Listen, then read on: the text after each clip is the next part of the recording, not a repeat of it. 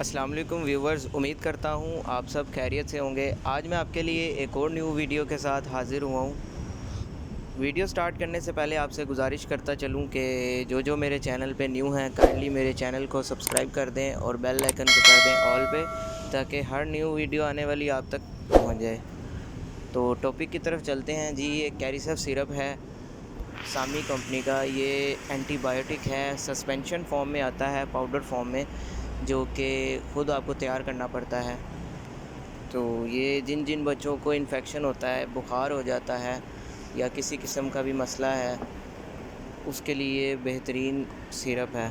इसकी डोजेज ये है कि 1 से लेके 4 साल के बच्चे को 1 चाय वाला चम्मच देना है, और 5 से 9 साल को 2 चाय के चम्मच, और 10 से 12 को 3 चाय वाले चम्मच देने हैं। इंशाल्लाह बहुत ही जल्दी इससे फ़र्क पड़ेगा।